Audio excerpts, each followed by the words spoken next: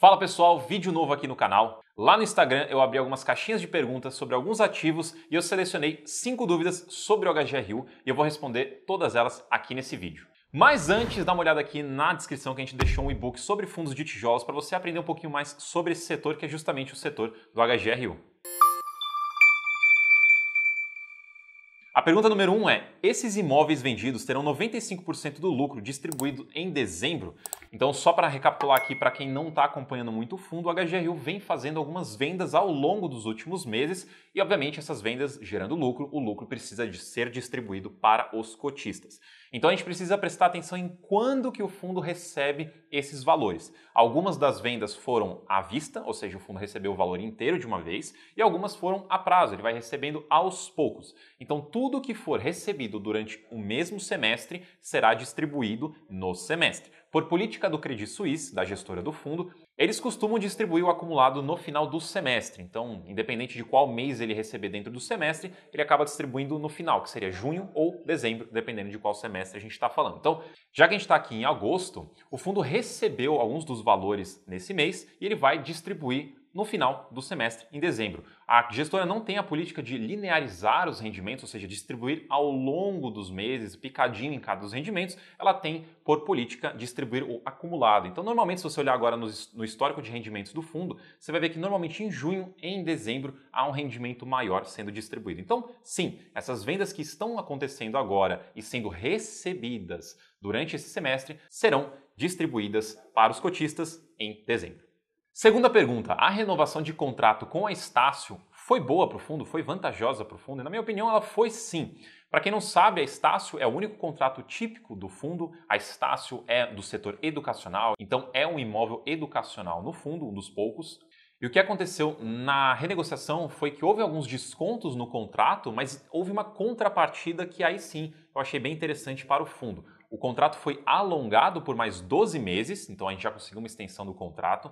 O aviso prévio, caso o inquilino queira sair nesse meio tempo, foi aumentado também em 8 meses, o que sempre traz mais segurança para o fundo, né? Porque aumentando 8 meses, isso quer dizer que ele tem pelo menos 8 meses aí para buscar outro inquilino para esse imóvel, enquanto o inquilino atual não saiu. Então, o aumento de um aviso prévio é bastante interessante e todas essas carências, descontos e benefícios são todos revogados caso o inquilino saia antes do fim do prazo do contrato. Então, caso o inquilino queira sair do imóvel antes, queira rescindir o contrato, ele vai ter que pagar todos os descontos que ele recebeu ao longo do período. Então, o fundo fortificou o contrato, apesar de dar alguns descontos, ele fortificou o contrato, aumentou o prazo e eu achei isso bem interessante.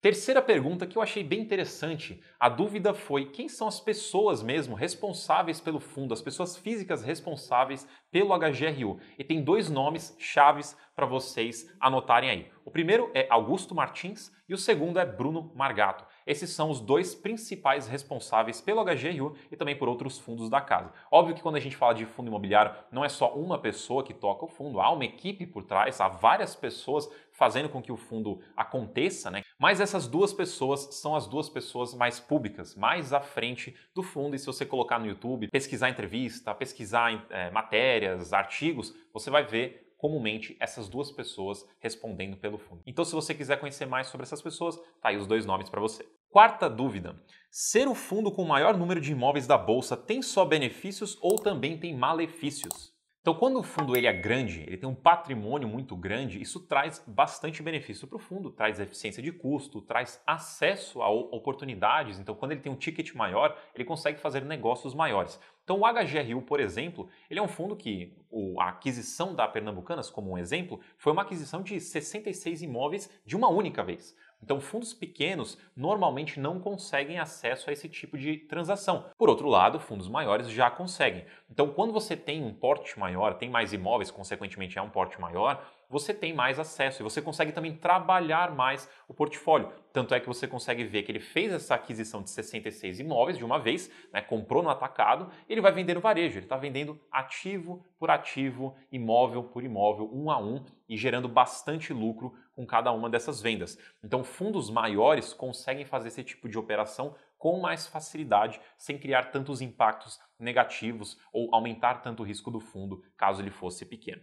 E falando em risco, esse é um outro ponto também. Quando você tem um fundo grande com vários imóveis, você dilui o risco individual de cada um deles. Então, se por acaso um dá problema, o risco é menor. Se por acaso um inquilino sai, o impacto é menor. Então, quando você é grande, você dilui também os seus riscos. Óbvio que quando eu estou falando grande, eu estou falando grande em quantidade também. Porque se você for um fundo de 1 bilhão de patrimônio, mas só tem um imóvel, você está bem concentrado também. Então, quando eu estou falando de grande, é tamanho de patrimônio e também quantidade dos ativos dentro da carteira. Mas tem, obviamente, um malefício. Ou, na verdade, eu não chamaria de um malefício, eu chamaria mais como um desafio.